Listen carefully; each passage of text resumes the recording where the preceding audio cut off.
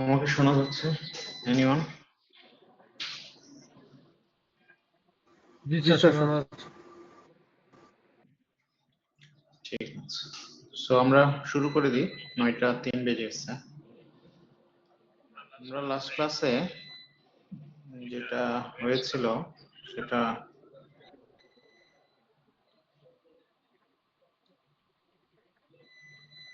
আমরা ট্রিকলিং ফিল্টারটা দেখেছিলাম, তাই না? আমার যতটুকু মনে আছে।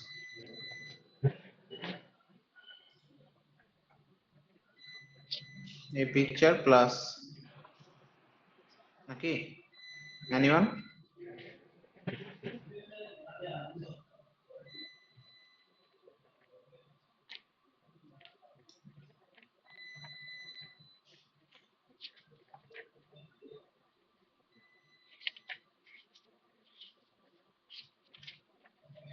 তারপরে advantage and disadvantage of trickling filter,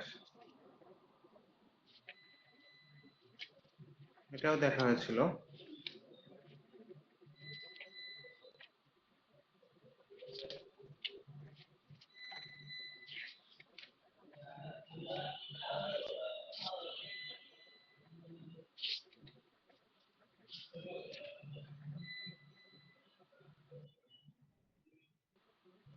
এইটুকু দেখেই আমরা শেষ করেছিলাম এই চ্যাপ্টার। পরবর্তীতে আজকে আমরা 13 চ্যাপ্টারটা শুরু করব।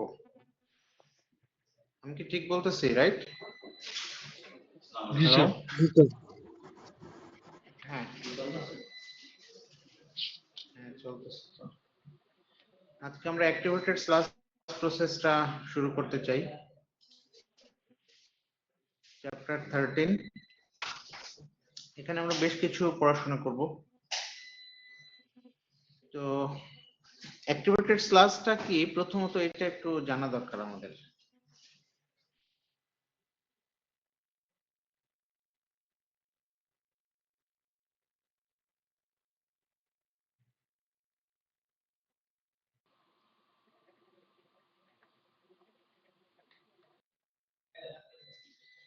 তো অ্যাক্টিভেটেড স্ল্যাশ জিনিসটা কি আমাদের ফার্স্ট অফ অল সেটা জানতে হবে, তারপরে এটার প্রপার্টিজ সম্পর্কে আমরা জানার ট্রাই করব।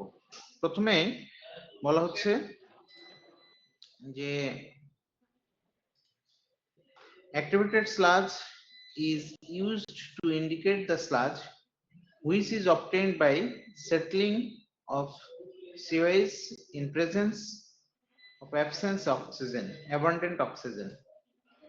Abundant oxygen বলতে কি বোঝায়?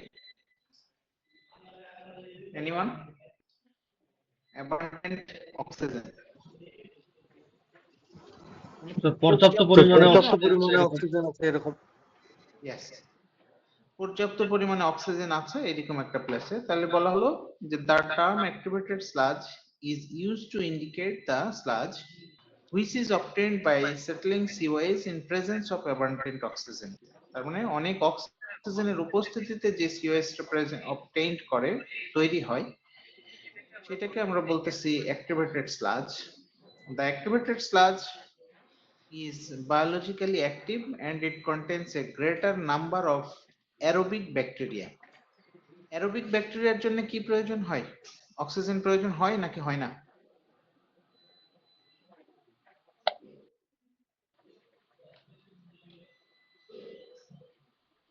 হ্যাঁ, অ্যারোবিক ব্যাকটেরিয়া স্যার হয়। হয়। তার মানে আমরা ওখানে বলেই দিয়েছি আগে যে পর্যাপ্ত পরিমাণে অক্সিজেন থাকতে হবে, এই কারণে অ্যারোবিক ব্যাকটেরিয়ার এখানে কথা বলা হয়েছে। And the other microorganism which have got an unusual property to oxidize the organic matter.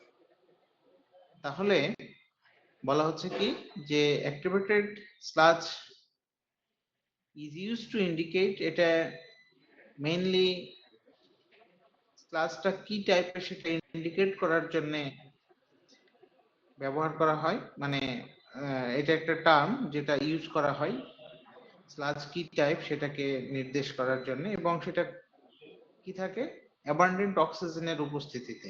তো অ্যাবান্ডেন্ট অক্সিজেন থাকা মানেই আমরা বুঝতে পারছি যে এখানে যে ব্যাকটেরিয়াগুলো কাজ করবে সেটা অবশ্যই অ্যারোবিক ব্যাকটেরিয়া এবং other microorganism which have got an unusual property to oxidize the organic matter.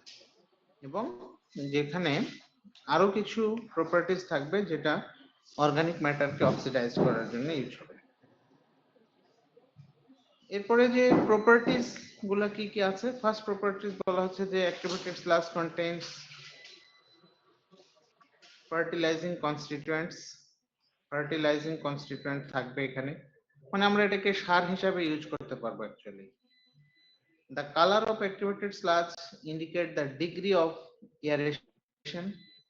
The color under aerated sludge, well aerated sludge, and over aerated sludge are respectively light golden brown and muddy brown.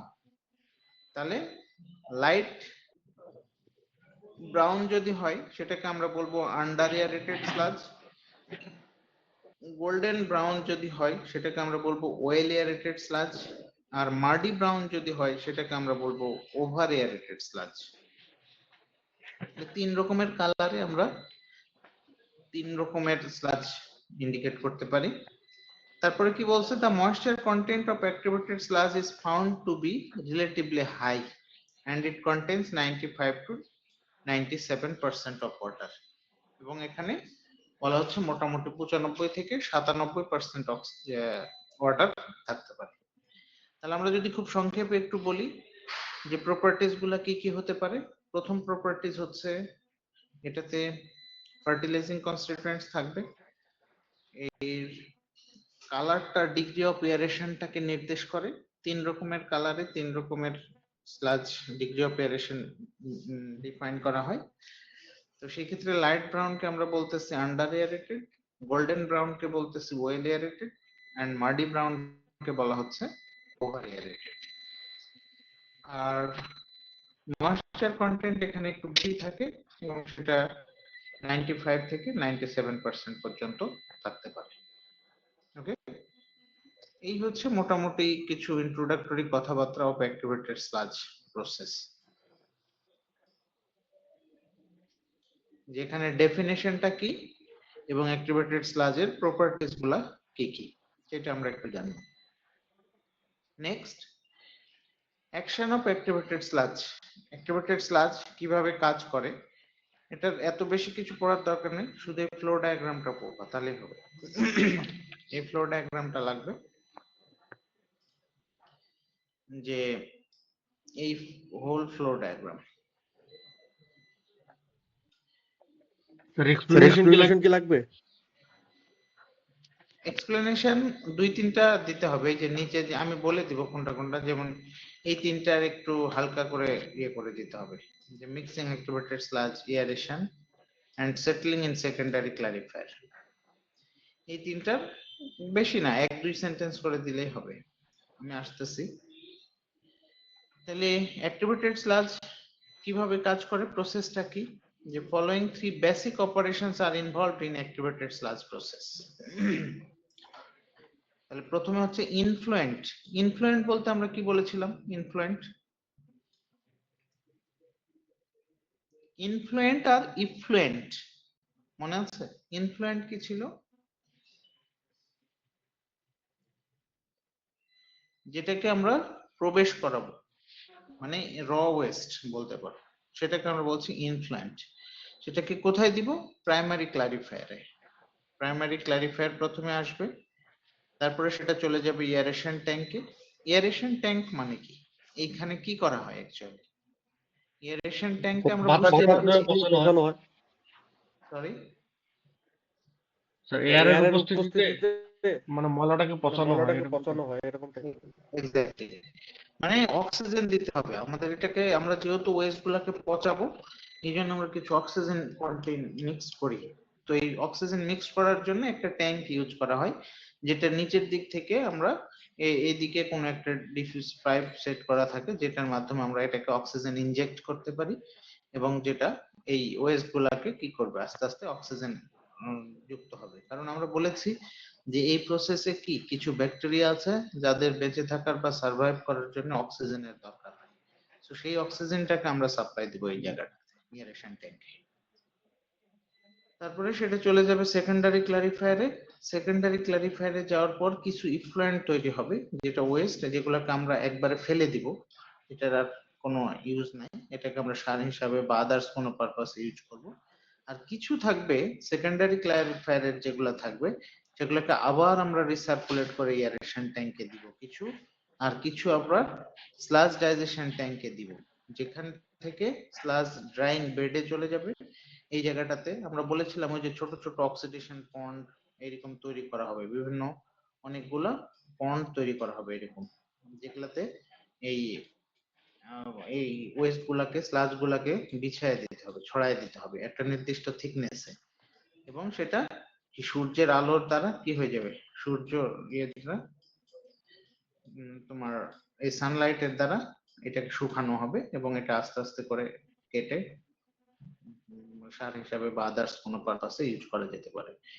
আর কিছু থাকবে যেগুলোকে আমরা আবার aeration ট্যাঙ্কে দিয়ে দিব, আবার রিসার্কুলেট হতে থাকবে, হয়ে এক সময় আমরা এটা ইয়ে করে ফেলবো। এই যে দেখো বলা হয়েছে এক্সট্রা রিক্লাইমেন্টেড, এই যে এটা কিছু অংশ আমরা রিসার্কুলেট করে এটাকে রিফাইন করব, আর কিছু অংশ ডিসলাজ করে এটাকে আমরা ফেলায় দেবো আর কি একবারে। আর এখানে ইফ্লুয়েন্ট বলতে যেটা বোঝানো হচ্ছে, এটার আর কোনো ইয়ে নাই, এটাকে আমরা একবার এখান থেকেই সরাই নেব কিছুটা। এই তো এইভাবে মেনলি খুবই সিম্পল একটা মেনলি যে ক্লাসটা কিভাবে কাজ করে সেটা খুবই অত বেশি কমপ্লিকেটেড কিছু না, খুব সিম্পল, কয়েকটা স্টেপ শুধু ফলো করে এটা অ্যাকচুয়ালি। তাহলে আমরা যদি আরেকবার একটু ইয়ে করি, প্রথমে ইনফ্লুয়েন্ট মানে র ওয়েস্ট, এটাকে আমরা প্রাইমারি ক্লারিফায়ারে দিব, সেখান থেকে আমরা এয়ারেশন ট্যাঙ্কে দিব, এয়ারেশন ট্যাঙ্ক থেকে সেটা সেকেন্ডারি ক্লারিফায়ারে চলে যাবে, সেকেন্ডারি ক্লারিফায়ারে কিছু ইফ্লুয়েন্ট প্রডিউস করবে যেটাকে আমরা বের করে নিব, আর কিছু অংশ থাকবে যেটাকে আমরা রিসার্কুলেট করব। এই রিসার্কুলেট করার ক্ষেত্রেও কিছু এয়ারেশন ট্যাঙ্কে চলে যাবে আর কিছু স্লাজ ডাইজেশন ট্যাঙ্কে চলে আসবে। স্লাজ ডাইজেশন ট্যাঙ্কে যেটা আসবে সেটাকে আমরা আবার স্লাজ ড্রাইং বেডে নিয়ে চলে যাব। এই স্লাজ ড্রাইং বেড মানেই কিন্তু অক্সিডেশন পয়েন্ট অ্যাকচুয়ালি। এই জায়গাটাতে আমরা সূর্যের আলোতে এগুলাকে শুকায় ফেলবো হালকা করে, তারপরে এটাকে কদল দিয়ে কেটে আমরা ইজিলি সার বা আদার্স কোনো পারপাসে ইউজ করতে পারি। তো এই মোটামুটি আমাদের যে অ্যাক্টিভেটেড স্লাজ প্রসেসটা কিভাবে কাজ করে, এখানে কিছু দেয়া আছে কিভাবে কাজ করে, যে বলতেছে mixing of activated sludge is mixed thoroughly with raw and settled sludge. The activated sludge is added effluent or primary clarifier. তারপরে aeration, the mixed liquid contained activated sludge and the effluent is agitated or aerated in the aeration tank or aeration chamber. This is the chief operation of activated sludge process. এটাই বলা হচ্ছে chip operation. আমরা তো বলেইছি এটা তো chip হবেই, কারণ আমরা তো বলছি যে অ্যাক্টিভেটেড স্লাজ প্রসেসে অনেক বেশি কি লাগবে, অক্সিজেন লাগবে। সো অক্সিজেন যদি লাগে তাহলে এয়ারেশন ট্যাঙ্কটাই তো বেশি ইম্পর্টেন্ট। এই যে আমরা এখানে বলেছিলাম যে অ্যাবান্ডেন্ট অক্সিজেন রিকোয়ার্ড হবে, পর্যাপ্ত পরিমাণে অক্সিজেনের প্রয়োজন পড়বে। সো অক্সিজেনের এইটাই আমাদের জন্য বেশি ইম্পর্টেন্ট অ্যাকচুয়ালি। তারপরে settling or secondary clarifier, the mixed liquid after agitation is taken out the secondary clarifier. The sludge is allowed to settle in this tank, and the settled sludge is the activated sludge, and a portion of it is sent to the reclamation, and the extra activated sludge is taken to the sludge digestion tank, and then the sludge drying bed for further treatment. পরবর্তী ট্রিটমেন্টের জন্য আমরা sludge drawing বেডে এটাকে নিয়ে চলে যাব, যেটাকে আমি বললাম যে সূর্যের আলোর মাধ্যমে এখানে মেইনলি ইয়ে করা হয়। তো আমরা এখানে যেটা বর্ণনা করছি, কথাবার্তা বলছি, এই কথাবার্তাগুলো এই তিনটা স্টেপের মধ্যে এখানে বলা আছে, সেম জিনিস, কোনো পার্থক্য নেই। কারো কিছু বলার থাকলে আমরা বলতে পারি। স্যার কোশ্চেনটা কোশ্চেনটা কিরকম কিরকম ভাবে ভাবে আসতে পারে? কোশ্চেনটা আসবে যে briefly describe or explain by illustrate the process of activated sludge process. Activated sludge প্রসেসটা কিভাবে ফাংশনিং হয় বা এটা কিভাবে কাজ করে, প্রসেসটা কি, সেক্ষেত্রে ফ্লো ডায়াগ্রামও দিতে হবে আর এক্সপ্লেনেশনও দিতে হবে। আর যদি শুধু ফ্লো ডায়াগ্রাম চাওয়া হয় 1 মার্কসের জন্য, তাহলে আর এক্সপ্লেনেশন দেওয়ার দরকার নেই, শুধুমাত্র ফ্লো ডায়াগ্রামটা দিলেই হবে। ঠিক আছে?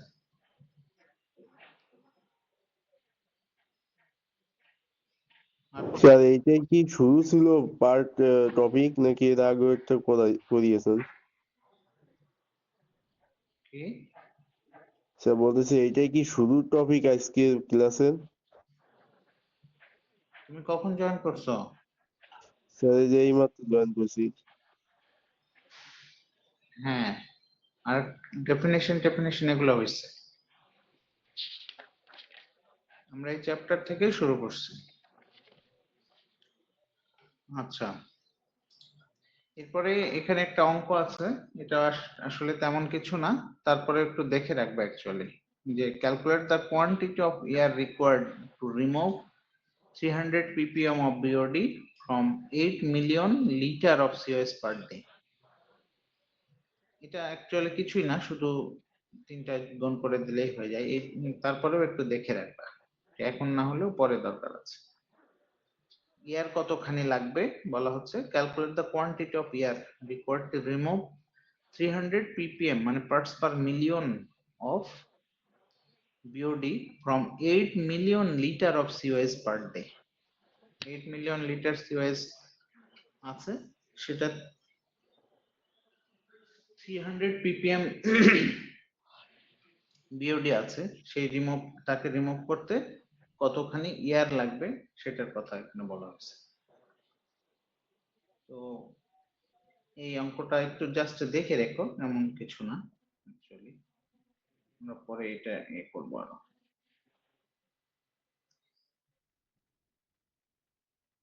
এখানে একটা ইকুয়েশন আছে, এই ইকুয়েশনটা আমাদের লাগবে, ছোটখাটো কিছু অঙ্ক আছে। ইকুয়েশনটা এটা c equal to v1 plus v2 into t divided 24, যেটা t হচ্ছে ইয়ারেশন পিরিয়ড ইন আওয়ার, এখানে কিন্তু অবশ্যই আওয়ারে কনভার্ট করে দিতে হবে, এটা যেহেতু এটা এমপিরিক্যাল ফর্মুলা, সো অবশ্যই কনভার্ট করে দিতে হবে। v1 হচ্ছে volume of sludge in metre cube per day,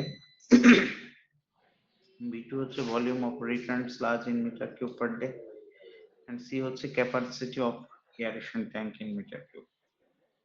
এখানে এভরিথিং গিভেন, পরের অঙ্কটা আমরা দেখি। তার মানে আরেকবার দেখি যে টি হচ্ছে কি বললাম, এয়ারেশন পিরিয়ড, কতক্ষণ আমরা এয়ারেশন দিব সেটা অবশ্যই কিসে থাকতে হবে, আওয়ারে থাকতে হবে, যে ইউনিটেই থাক তোমাকে আওয়ারে কনভার্ট করে নিতে হবে। v1 হচ্ছে volume of COS in metre cube per day, আর v2 হচ্ছে ভলিউম অফ রিটার্ন স্লাজ, মানে v1 টা হচ্ছে তোমার ইনিশিয়াল টোটাল ভলিউম, আর v2 হচ্ছে টোটাল ভলিউমকে যখন আমরা একটা ট্যাঙ্কের মধ্যে দিব, মানে ট্রিটমেন্ট প্ল্যান্টে দিব, সেখান থেকে কিছু আবার রিসার্কুলেট হয়ে যাবে, যেটা আমরা কিছুক্ষণ আগে ফিগারে দেখালাম, কিছু রিসার্কুলেট হচ্ছে, ওইটার পরিমাণ হচ্ছে v2 volume of return sludge, আর c হচ্ছে capacity of aeration tank, aeration ট্যাঙ্কের ক্যাপাসিটিটা কত, এটাই আমাদের ক্যালকুলেট করতে হবে। নিচের একটা অঙ্ক দেখো, ছোট্ট এক লাইনের কিছু অঙ্ক, বলা হচ্ছে calculate the capacity of aeration tank, তার মানে আমাদেরকে c এর ভ্যালু ক্যালকুলেট করতে হবে, c equals to what, তারপর কি হচ্ছে to treat 6 million litre of COS, 6 million litre মানে প্রাথমিক অবস্থায় এইটা আছে 6 মিলিয়ন লিটার, অর্থাৎ এটা হচ্ছে কি v1 র COS, এটাকে ট্রিট করতে হবে। তো দেখো এটা মিলিয়ন লিটার পার ডে আছে, আমাদেরকে কিন্তু মিটার কিউব পার ডে তে নিয়ে আসতে হবে, so 6 million litre, 6 million litre, তাহলে মিলিয়নকে আমরা কনভার্ট করলাম 10 টু দি পাওয়ার 6 দিয়ে, আর লিটারকে আমরা মিটার কিউবে নিব, এই জন্য এখানে 10 টু দি স্যার, পাওয়ার 6 যদি যদি স্যার স্যার বিলিয়নে বিলিয়নে থাকে, থাকে বিলিয়নে থাকলে তাহলে বিলিয়নের জন্য করে দিবা, এখানে 10 টু দি পাওয়ার 6 এর জায়গায় তখন কি হবে, বিলিয়ন মানে কত হয়,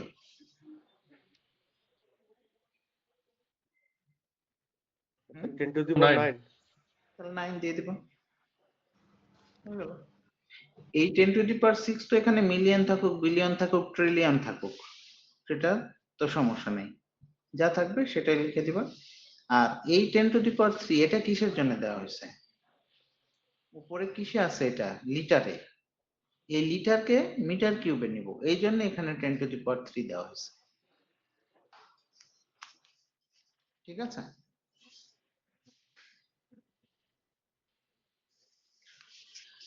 তারপরে কি, the percentage of returned activated sludge is 30%, returned activated sludge বলতেছে 30%, তার মানে V2 হচ্ছে কার 30%, 30% of returned activated sludge 30%, কার 30%, এই রস ইউজের 30%ই তো রিটার্ন করবে নাকি? হ্যাঁ, হ্যালো, স্যার যেটা Input ইনপুট যাবে, যাবে ওটাই তো ওটাই তো 30%। 30%।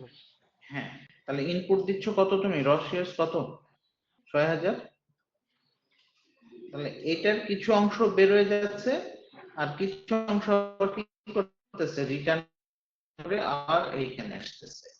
তো এই রিটার্ন করে আসতেছে, এটা কত পার্সেন্ট আসতেছে, 30% 30%। আসতেছে। তাহলে তার 30%, তাহলে মেইন যেটা র তার 30%, সো 0.3 মানে 30%, আর র কত ছিল 6000, 6000 এর 30% মানে 1800 মিটার কিউব পার ডে। আর টাইম কত বলা ছিল, the aeration period হচ্ছে 4 hours। তাহলে এখানে আমরা ইকুয়েশন কি জানি, v1 plus v2, v1 plus v2, আর এখানে t divided 24, তাই না? তো t এর ভ্যালু হচ্ছে 4, t এর ভ্যালু 4, আর v1 এর ভ্যালু 6000, v2 v1 এর ভ্যালু 6000 আর v2 এর ভ্যালু হচ্ছে 1800, এই যে যা আসে তাই। ঠিক আছে, এগুলো তেমন কিছু বোঝার নাই অ্যাকচুয়ালি, তারপরে তো খালি ইকুয়েশন লেখা আর কি, শুধু v1 কোনটা আর v2 কোনটা এটা বুঝলেই হয়ে যাবে। কারো কোনো কোশ্চেন আছে এখানে? No sir. ওকে,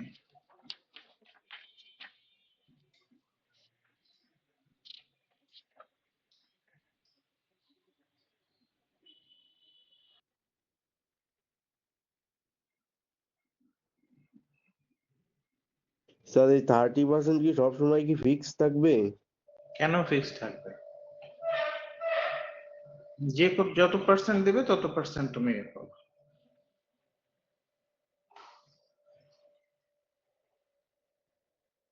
এইখানে তো 30% তো সম্ভবত উল্লেখ নেই, না আছে?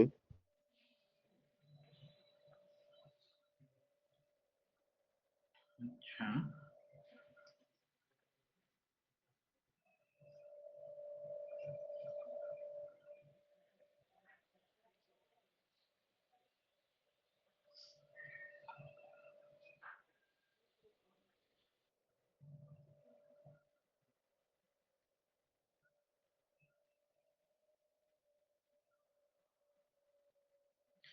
এবারে দুটা ইম্পর্টেন্ট ইয়ে আছে, ডেফিনেশন আছে, একটা হচ্ছে স্লাজ ভলিউম ইন্ডেক্স আর হচ্ছে sludge density index.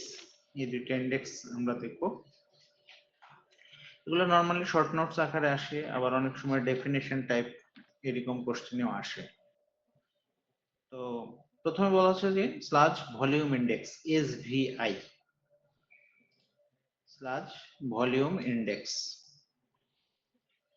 So sludge volume index or SVI is used to indicate the degree of concentration of sludge and it reflects the physical state of sludge. এটা sludge volume index টা use করা হয় কি পারপাসে, degree of concentration of sludge and it reflects the physical state of sludge। এটা sludge এর physical state টাকে নির্দেশ বা ইন্ডিকেট করে এই sludge volume index। The sludge volume index is determined as follows, আমরা এই কয়টা স্টেপ ফলো করে স্লাজ ভলিউম ইন্ডেক্সটাকে ডিটারমাইন করতে পারি। First of all, a sample of CIs at the outlet end of the aeration tank is collected। প্রথমে আমাদেরকে কি করতে হবে, স্যাম্পল কালেক্ট করতে হবে। কোথায় থেকে, এয়ারেশন ট্যাঙ্কের আউটলেট থেকে। আউটলেট মানে কি, যেই পাশ থেকে ইফ্লুয়েন্টটা বের হয়ে যাচ্ছে সেই পাশ থেকে আমাকে গ্লাসের স্যাম্পলটাকে কালেক্ট করতে হবে। The percentage of sludge in volume is obtained by keeping the sample in Imhoffman cone for the 30 minutes. Imhoff cone বলতে কি বোঝায়? এরকম একটা কোন অ্যাকচুয়ালি, এটা এরকম একটা কোন এই টাইপের, যেটা আমরা এখানে মনে হয় আছে, কোথায় জানি দেখছিলাম, না এখানে নাই। তো এরকম কোন হচ্ছে ইমহফ কোন অ্যাকচুয়ালি, উপরে আছে নাকি?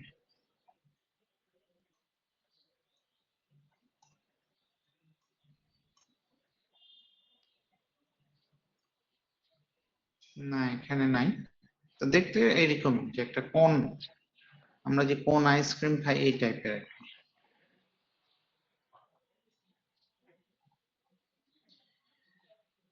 তো বলছে যে the percentage of sludge in volume is obtained by keeping the sample in Imhoff cone for 30 minutes. এখানে স্যাম্পলটাকে আমরা নিব এবং এই জায়গাটাতে আমরা 30 মিনিট স্যাম্পলটাকে রেখে দেব। The percentage of suspended solid in mixed liquid MLSS, mixed liquid suspended solid, mixed liquid suspended solid by weight is also found out. এরপরে আমাদের কি করতে হবে? Percentage of suspended solid in mixed liquid suspended solid by weight is also found out. তারপরে sludge volume index or আমরা কিভাবে calculate করব? এই যে দেখো, SVI equal to percentage of sludge by volume, যেটা আমরা মপনে নিব, percentage of suspended solid by weight। ওখানে 30 মিনিট রেখে দিলে কিছু সলিড তো সাসপেন্ডেড সলিড বলে যেগুলা আর কি, সেগুলা কতখানি আছে সেটার বাই ওয়েটে নিতে হবে, আর percentage of sludge by volume, মানে আমরা এই মপনে কতখানি ভলিউমের সিওয়েজ নিচ্ছি এবং ওই সিওয়েজ এর মধ্যে কতখানি সাসপেন্ডেড সলিড আছে। তাহলে একটা বাই ভলিউম আর একটা হচ্ছে বাই ওয়েট, এই দুইটার রেশিওটাকে বলা হচ্ছে এসভিআই। তাহলে set your volume of sludge in 30 minute divided MLSS percentage, এইটুকু দিয়ে দিতে হবে, এর সাথে এইটুকু দিয়ে দিতে হবে। আচ্ছা, এটার কি কি দিতে হবে? এখান থেকেই শুরু হবে, কিন্তু স্লাজ ভলিউম ইন্ডেক্সের এই জায়গাটা থেকেই শুরু হবে, একেবারে ইনিশিয়াল থেকে শুরু হয়ে এই পর্যন্ত দিতে হবে। স্যার যদি ডেফিনেশন চায় তাহলে কি স্যার এত কিছু লিখতে হবে? এটা নরমালি শর্ট নোটস আকারে আসে, যদি ডেফিনেশন চাই তাহলে শুধুমাত্র এইটুকু দিলেই হবে তখন। আর অথবা যেটা করতে পারো যে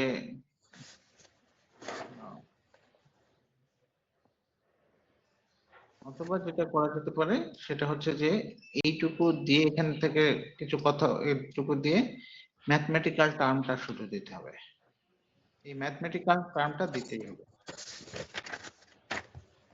তখন এই প্রসেসটা না দিলেও হবে, যে আমরা কিভাবে ক্যালকুলেট করব এটা না দিলেও হবে যদি শুধু ডেফিনেশন। আর শর্ট নোটস আকারে আসলে বা এক্সপ্লেন করতে বললে তোমাকে কিন্তু এটা প্রসেস, ম্যাথমেটিক্যাল টার্ম সবই দিতে হবে। বুঝতে পারছো? জি স্যার। আচ্ছা, এখানে আরেকটা জিনিস একটু দেখতে হবে যে the desirable sludge volume index is 100 or less than 100 ml per gram. For diffused air aeration, the sludge volume index varies as 50 to 150 per gram, and for mechanical aeration, it varies as from 200 to 300 ml per gram. The high value of sludge volume index should be carefully observed as it indicates the favorable conditions of the development of sludge buckling.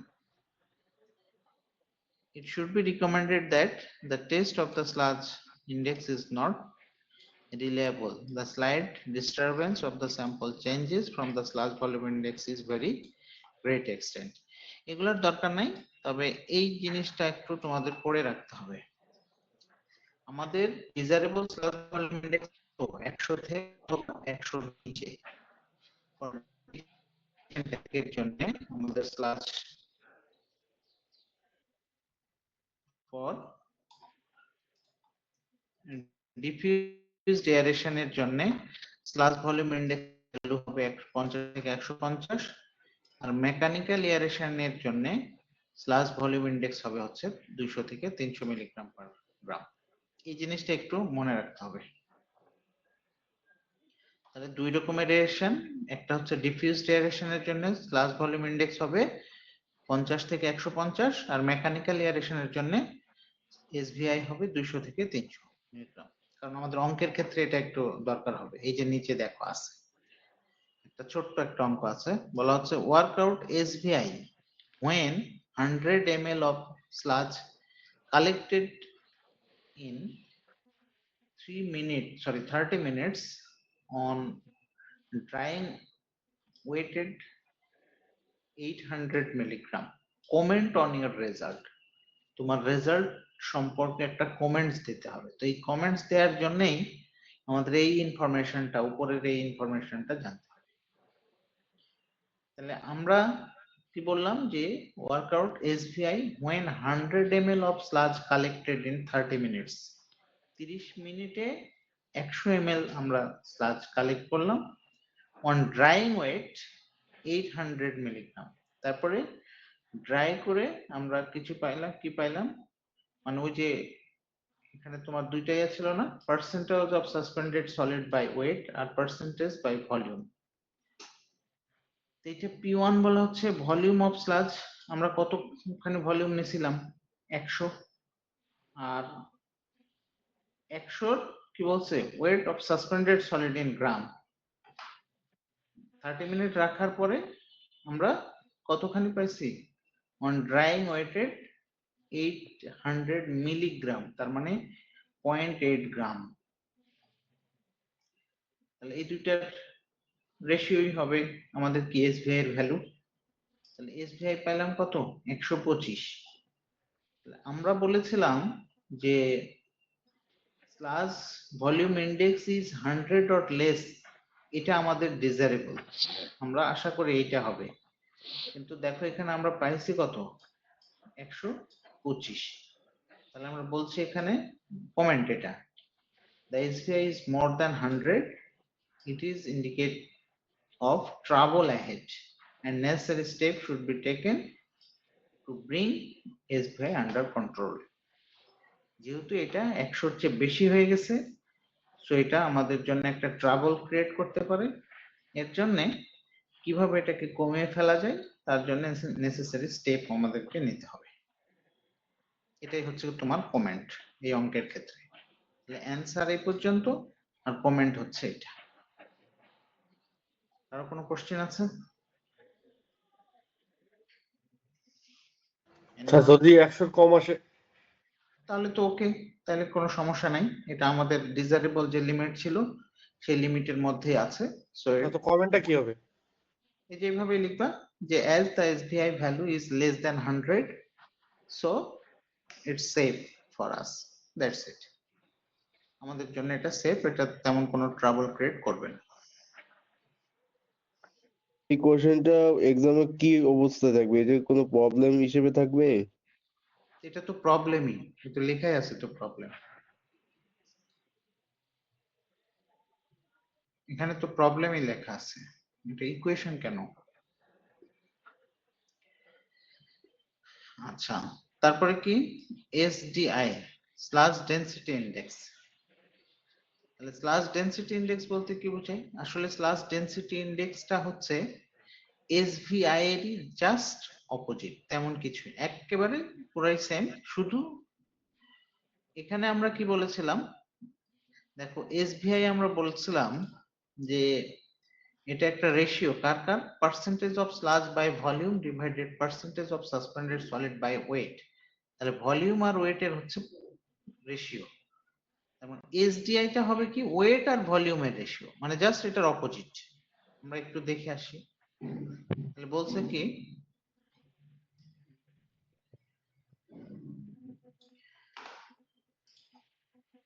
The term sludge density index or SDI is sometimes used in place of SVI and it is given by the following expression. তাহলে sludge density index equal to percentage of suspended solid by weight or percentage of sludge by volume. But SVI কি ছিল? ভলিউমটাই উপরে ছিল আর ওয়েটটাই কোথায় ছিল? নিচে ছিল। Just opposite একটা রিভার্স কেস, আর কিছুই না। ইনটু 100 টা আমরা পার্সেন্টেজে বের করতে চাচ্ছি, তাইলে MLSS divided settle volume of sludge in 30 minutes। MLSS মানে mix liquid suspended solid, mix liquid suspended solid. আর 30 মিনিটে কতখানি স্লাজ ইয়ে হবে সেটার কথা বলা হচ্ছে। তাহলে আমরা SDI কে লিখতে পারি 100 divided SVI, 100 divided SVI। SVI যদি ওটা SVI এর ভ্যালুটা এখানে যদি বসাও তাহলে কিন্তু উল্টে গিয়ে আবার সেম জিনিসটাই হবে, ওই জন্য এখানে লেখা আছে SDI equal to 100 divided SVI। এটাই mathematical equation. Sludge density index এর ম্যাথমেটিক্যাল ইকুয়েশন হচ্ছে SDI equal to 100 divided SVI। তবে অবশ্যই কিন্তু এই কথাটা লিখে তারপরে এদিকে আসতে হবে, এটা লিখতে হবে মাস্ট। আচ্ছা, এখানে আবার SDI এর একটা ডিজারেবল ভ্যালু বলছে, যেমন SVI এর ডিজারেবল ভ্যালু আমরা বলেছিলাম কত, 100 অথবা 100 এর নিচে। আর SDI এর ডিজারেবল বলা হচ্ছে for a good sludge is about 1 or 2 and when it reaches the figure 0.3 or so it indicate poor sludge। তার মানে এটা কি বলছে, desirable value for a good sludge is about 1 থেকে 2 এর মধ্যে যদি থাকে সেটাকে আমরা বলবো গুড স্লাজ, মানে ভালো স্লাজ। বাট যখন এই ফিগারটা 0.3 তে হয়ে আসবে অথবা এর দিকে নিচের দিকে অ্যাকচুয়ালি, সেটা পোর স্লাজ হিসেবে ইন্ডিকেট করছে, এই স্লাজের কোয়ালিটিটা খারাপ। আর 1 থেকে 2 এর মধ্যে যদি থাকে তাহলে সেটাকে আমরা বলবো ভালো স্লাজ, গুড স্লাজ। এখানেও এক লাইনের একটা ইয়ে আছে, যে বলা হয়েছে কি, find out SDI for sludge of problem number 13.4। 13.4 number অঙ্কেই তোমাকে SDI বের করতে বলা হচ্ছে। তো আমরা তো ইকুয়েশন জানি SDI সমান কি 100 ডিভাইডেড SVI। তার মানে প্রথমে কিন্তু আমাকে SVI বের করে নিতেই হবে। তাহলে SVI যদি আমি বের করে নিই, 100 ডিভাইডেড SVI আমরা এক নাম্বার ওই অঙ্কটাতে পাইছি কত, 125। এই সেই 125 এখানে দেওয়া হলো, তাহলে আসছে কত, 0.8। এটারও যদি কমেন্ট করতে বলা হয় তাহলে আমরা বলবো কম্পারেটিভলি এটাও পোর স্লাজ, কারণ গুড স্লাজ হতে গেলে আমাদের রেঞ্জ কত থাকতে হবে, 1 থেকে 2 এর মধ্যে। 1 এর নিচে যদি চলে আসে সেটাকে আমরা পোর স্লাজ বলবো, মানে কম্পারেটিভলি খারাপ। স্লাজ তো সবই খারাপ, কম্পারেটিভলি খারাপ। ঠিক আছে, কারো কোনো কোশ্চেন আছে আর? স্যার গুড না স্লাজ আর এই পোর স্লাজের মানে ক্লাসিক মানে ডেফিনেশনটা কি স্যার? মানে কিভাবে আমরা বুঝবো এটা গুড স্লাজ আর কিভাবে বুঝবো যে এটা পোর স্লাজ? এটারও স্ট্যান্ডার্ড আছে। আমরা যেমন drinking water, surface water, West water, এগুলোর প্রত্যেকটারই স্ট্যান্ডার্ড আছে। সেই স্ট্যান্ডার্ডের সাথে আমাদের এই ভ্যালুগুলোকে ইয়ে করতে হবে, অ্যাডজাস্ট করতে হবে। তো এখানে আমরা তো আর অঙ্ক করার সময় অতগুলা স্ট্যান্ডার্ড দেখার জন্য কোনো চান্স নাই। তো এখানে এই যে রেঞ্জ দেয়া আছে, এই রেঞ্জের বাইরে গেলেই সেটাকে আমরা কি বলবো, পোর আর গুড যেগুলো, এরা এই জন্যই তো এখানে রেঞ্জটা দিয়ে দিছে। গুড স্লাজ ইজ অ্যাবাউট 1 থেকে 2 এর মধ্যে, আর if when figure reaches in 0.3 so it indicate poor sludge। 1 থেকে 2 এর মধ্যে থাকলে সেটাকে আমরা বলবো গুড,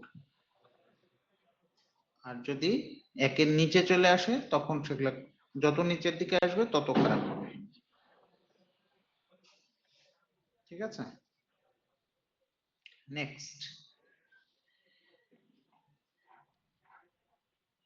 এটাও লাগবে একই জিনিস, আগের যেটা আমরা পড়লাম সেটাও, step of aeration process, aeration প্রসেসের স্টেপ গুলা কি আর এটার অ্যাডভান্টেজ এবং ডিসঅ্যাডভান্টেজ কি, স্টেপ অফ এয়ারেশন প্রসেসের অ্যাডভান্টেজ ডিসঅ্যাডভান্টেজ, আর সেই সাথে অ্যাক্টিভেটেড স্লাজের অ্যাডভান্টেজ ডিসঅ্যাডভান্টেজ এগুলাও লাগবে। তো স্টেপ অফ এয়ারেশনের ফ্লো ডায়াগ্রামে মেইনলি আসে, আর কিছু এক্সপ্লেনেশনের এটা এখানে দরকার নাই। স্টেপ অফ এয়ারেশনে মেইনলি আগেরটাতেও যেমন আমরা ইনফ্লুয়েন্টের কথা বলেছিলাম, এখানেও influent from primary clarifier, primary clarifier থেকে ইনফ্লুয়েন্ট কোথায় যাবে, সরাসরি এয়ারেশন ট্যাঙ্ক। আগে আমরা দুইটা স্টেপে লিখছিলাম, একটা ইনফ্লুয়েন্টটা কোথায় যাবে, প্রাইমারি ক্লারিফায়ারে যাবে, এই প্রাইমারি ক্লারিফায়ার থেকে যাবে এয়ারেশন ট্যাঙ্ক। এখানে ওরা একবারে লিখে দিচ্ছে ইনফ্লুয়েন্ট ফ্রম প্রাইমারি ক্লারিফায়ার। স্যার আমরা কি আলাদা দেখাবো না একবারে দেখাবো? একই, দুইটাই হবে, আলাদা দেখানোই ভালো আসলে। এই যে দেখো,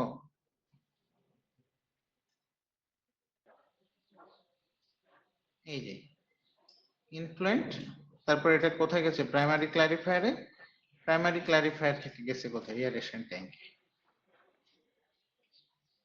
কথা বুঝতে পারছো? ওরা একবারে লিখে দিচ্ছে ওটা। তো তোমরা যে কোনোটা ফলো করতে পারো, নো প্রবলেম, এটার জন্য কোনো ইয়ে হবে না, তবে আলাদা দেখানোটাই বেশি স্পেসিফিক, বেশি ভালো।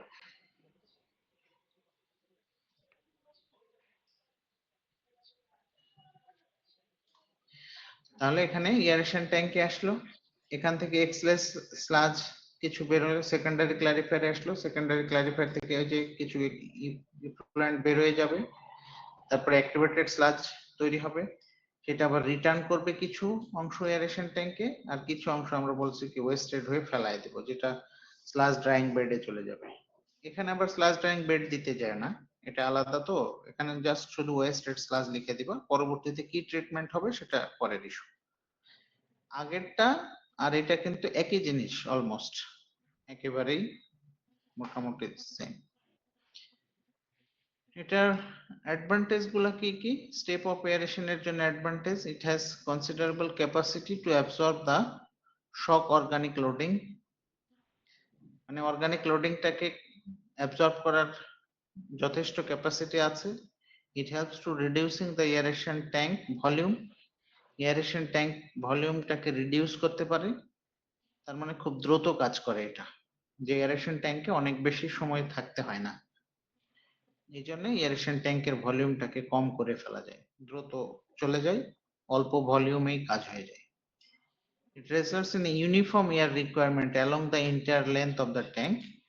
It is thus possible to use the uniform air supply and conventional plant in most efficient manner. এইটা একটু, এই যে 3 নাম্বার যেটা বলা হয়েছে, এটাই কিন্তু একটু ডিসঅ্যাডভান্টেজের মধ্যে, মানে একটা চ্যালেঞ্জ এটা আমাদের। এরা যেটা বলতেছে যে মনে করো এটা একটা এয়ারেশন ট্যাঙ্ক, তুমি এখান থেকে একটা লাইন দিছো, এদিক দিয়ে এয়ার প্রবেশ করাচ্ছ, অক্সিজেন দিচ্ছ, এখন এই অক্সিজেন এখানে এরকম হতে পারে, এরকম হতে পারে, যেতে পারে, মানে যে জায়গাটাতে লাইন থাকবে সেখানে তো বেশি এটা বুদবুদটা তৈরি করবে। সো এই যে জায়গাগুলো আছে, এই দিকের যে জায়গাগুলো আছে, এগুলাতে প্রপারলি এই এয়ারেশনটা ডিস্ট্রিবিউটেড নাও হতে পারে। তো একটা চ্যালেঞ্জ হচ্ছে, তো এমন ভাবে তোমাকে এটাকে সেট আপটা করতে হবে যাতে সব জায়গায় সমানভাবে এয়ারটা প্রবেশ করে। তো তার জন্য আমরা যেমন এরকম করি যে অনেক সময় এইখানে আরেকটা ইয়ে থাকে, প্ল্যাটফর্ম থাকে, এয়ার এসে প্রথমে এইখানে দেয়, এরপর এইখানে পুরো এয়ারটাকে ডিস্ট্রিবিউট করে ফেলা হয়, ডিস্ট্রিবিউট করলে তারপরে বিভিন্ন জায়গায় স্পেস দিয়ে এয়ার গুলা আস্তে আস্তে আস্তে আস্তে প্রবেশ করে। তো এটা একটা চ্যালেঞ্জ, এই কথাটা এখানে বলছে যে it results a uniform air requirement, uniform লাগবে, যে এক জায়গায় বেশি গেল আর এক জায়গায় কম যাচ্ছে, তাহলে প্রসেসটা অত বেশি ভালো হবে না। Along the inter length of the tank, পুরো ট্যাঙ্ক জুড়ে। It is thus possible to use the uniform air supply of the conventional pant and in most efficient manner. ঠিক আছে, তার মানে এটা একটা চ্যালেঞ্জ বলতে পারো, এটা আমরা অ্যাডভান্টেজের মধ্যে যদি ওরা দিয়ে দিছে, তারপরেও এটা একটা চ্যালেঞ্জ এই প্রসেসের ক্ষেত্রে। স্যার হ্যাঁ বলো। স্যার 9:50 থেকে আমাদের আরেকটা ক্লাস আছে স্যার। হ্যাঁ এখনো তো 50 বাজে নেই, ছেড়ে দিব, হয়ে গেছে।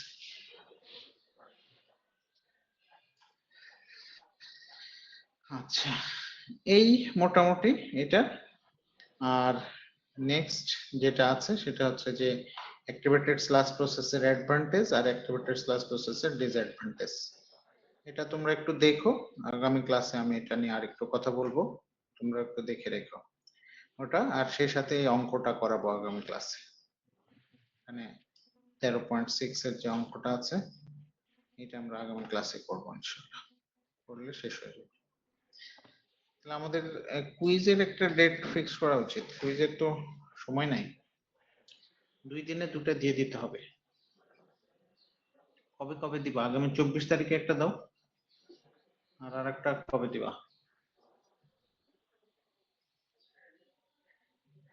স্যার 1 তারিখ। 1 তারিখ,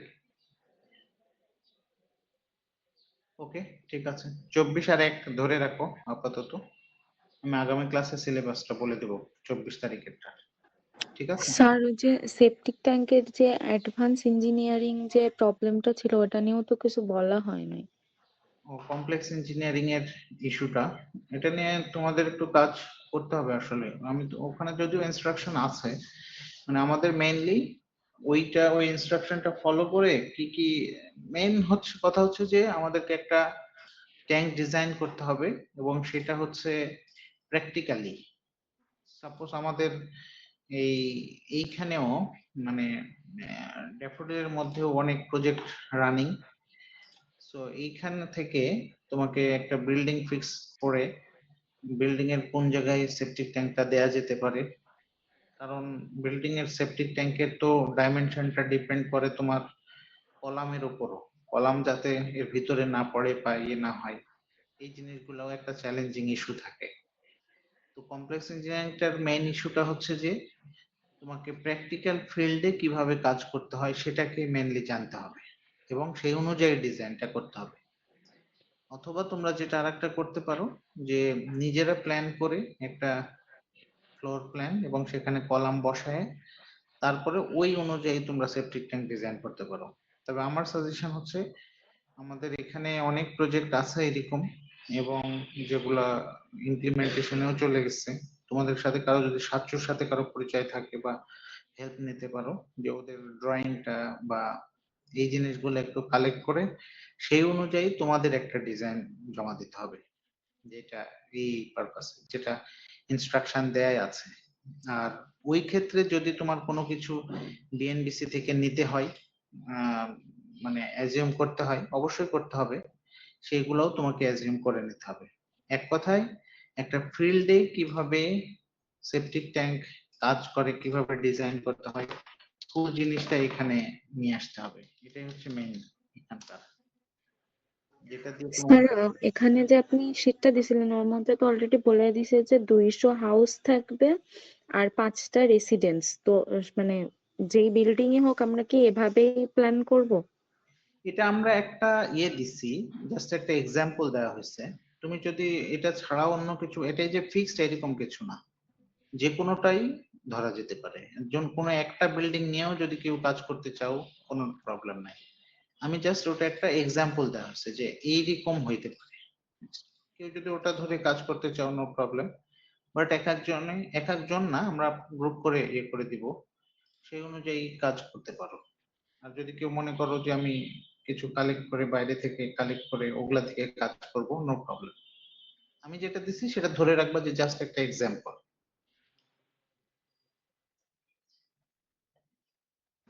স্যার আমার রোলটা মিস গেছে স্যার।